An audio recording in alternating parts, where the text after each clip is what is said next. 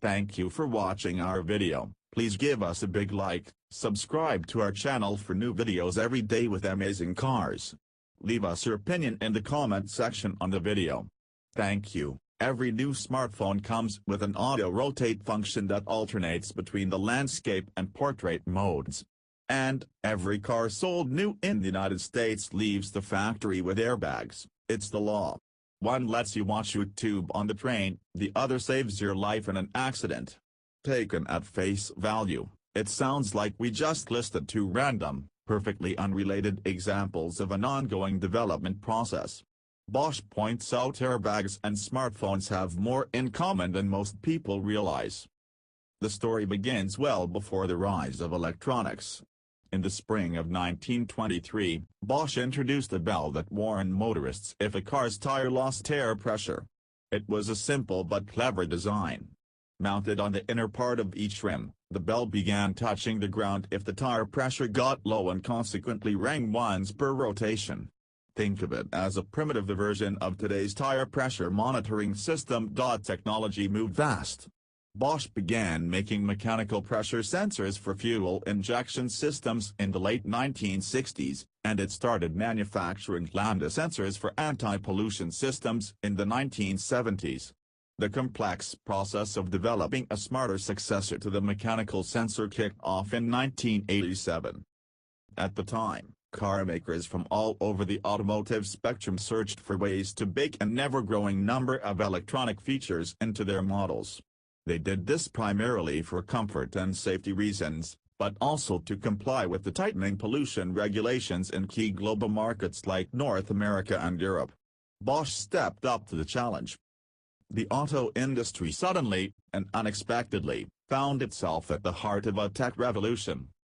The first wave of microelectromechanical systems, MEMS, entered mass production in 1995. Bigger than today's sensors, they were primarily used in automotive safety and comfort systems. They played an important role in running engine management software, too, and they later helped power driver assistance systems like ABS and electronic stability control. Significantly, MEMS sensors told the onboard computer whether to deploy the airbag or keep it tucked in the dash in the event of a crash. Plasma etching, a technique also known as the Bosch process, made mass production possible.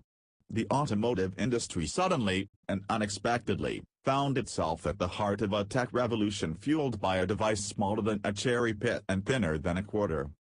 Demand grew as sensors gradually got more powerful and smaller during the 1990s. The trend gave market-savvy engineers the idea of applying the technology to sectors outside of the auto industry.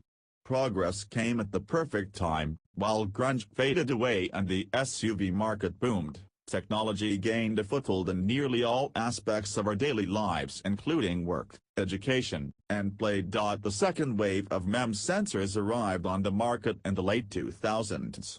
Though cars still used them, they also appeared in a wide array of consumer electronic goods including smartphones and tablets.